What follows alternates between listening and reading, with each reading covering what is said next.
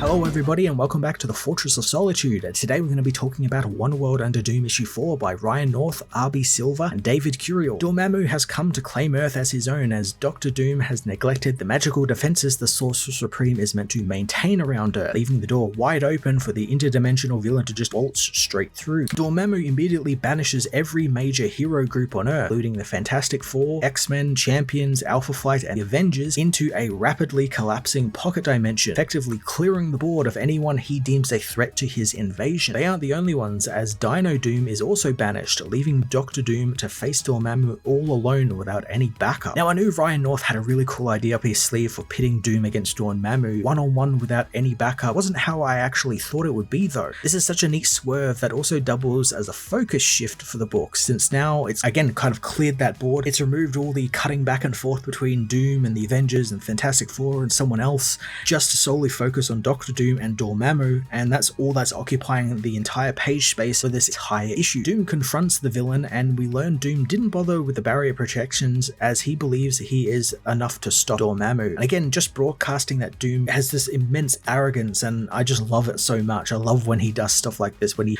refers to himself in the third person, you know, facing an insurmountable threat and he thinks he's gonna stop it. Dormammu is able to blow through Doom's spells with ease, wondering if he'll beg for mercy, but Doom reveals he's not the real Doom. It's just an illusion he created with his magic, as the real Doom attacks Dormammu, proclaiming that he is not there to negotiate or to beg in any other sense of the word. North uses this trick as an opportunity to show how Dr. Doom is actually almost a better Sorcerer Supreme than even Stephen Strange was. As well, he would use the Eye of Agamotto just to blast demons with its light. Doom actually uses it to magically bend the light around himself, using it to both camouflage himself but also strike Dormammu with the force of a sun. I've been waiting to see how Doom will actually properly use his magics, because up until now he hasn't really used it all that much. He's actually been pretty reserved with it. He's used it to like teleport around the world with Valeria and, you know, shield himself from people and hide his visage from people, but he's never used it in like open battle like he is now. So I'm really excited to see what North has in store for us with the magical side of Dr. Doom here, especially since so far it's not been disappointing. I like the idea of also using the Eye of Agamotto as more of just a magical blast type weapon that Stephen would usually use, and actually using it as a more defensive weapon, and it's kind of a neat evolution of its purpose to defend the Sorcerer Supreme against demons. While this does hurt Dormammu, all it does is seem to piss him off even more, as Dormammu summons his demons that, despite Doom casting spells to seal his portals, does nothing. And for the first time in this event, we actually see Doom stumble a little bit, as he thinks he might actually prove challenging. Doom only thinks this for a second though, but I like that he had this brief oh shit moment where he thought that he may be in over his head, and he just kind of like compartmentalized that and like pushed it all the way down the bottom and doesn't want to think about it. Doom's sheer willpower takes over, knowing that he must be stronger than Dormammu as the world is at stake, and the villain expects him to act like Doctor Strange would, but he knows he is much better than Stephen at this. As Doom is overwhelmed by the demons, he creates a brand new spell that allows him to access the powers of the Human Torch, recreating the powers through magic as he blasts the demons off of him before he destroys them with some of Cyclops' optic blasts. Now this is a fucking cool idea. Doom can access heroes' powers via magical spells. He's basically recreating them to use against the demons and to give himself an edge, something that Doctor Strange I don't think has ever done before. North coming up with ways on how Doom defeats a threat has been very interesting and refreshing, and as I said in my last review, no two ways he deals with a threat are the same,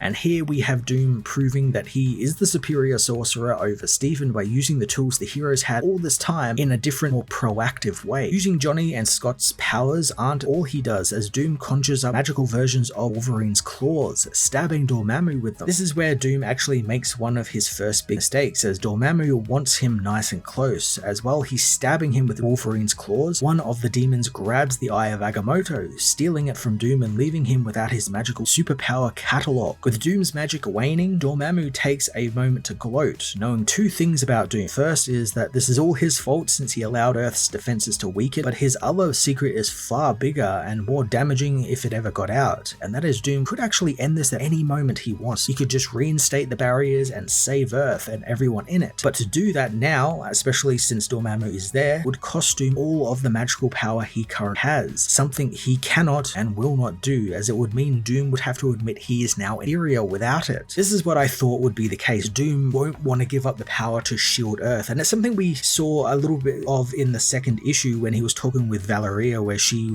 was commenting about his powers and everything and how he seems to need them to do all of this, where Doom doesn't think so, but it's not the case. He very clearly needs these powers to actually do what he needs to do, despite saying that Earth could have done this at any time, even without the powers, when that's not the case at all. Dormammu captures Doom in a force field and blasts his armor off of him, breaking one of his arms and legs. The villain tosses Doom into the East River, letting his demons carry him deep down as he looks over his new realm to rule. Doom, however, isn't beaten and wills himself to hold his breath as he fights back with the one good arm and leg he still has. With any other character, this would be some big heroic moment. You know, they rise up against the insurmountable odds and they win the day through sheer will. But here with Doom, it's just kind of purely out of selfish reasons. He refuses to be beaten, but not because if he dies, you know, the world ends or anything. If he dies, that means, you know, he has to admit he wasn't the best. He was beaten by someone who was better than him, and he refuses to let that happen. The injured Doom rises from the water and confronts Dormammu again, but with the flick of his wrist, Dormammu breaks the other arm and leg of Doom, intending on delivering the final blow. But just before he does, Doom's second of the 3 spells he casts just before confronting Doom activates, freezing time for everyone but him, but now he only has 60 seconds to get out of the way. Unable to move thanks to Dormammu's magic still holding him in place, Doom actually begins to consider that he has lost, with all that he has left being his mask and cloak. But Doom refuses to think that. Instead, he directs every ounce of his willpower to let him heal his shattered limbs, causing them to snap back into place as he reminds himself that Doom is not an armor or a mask or his name, it's what he is, and Doom never fails. Now this is a fucking great moment. Doom just cannot comprehend being defeated. It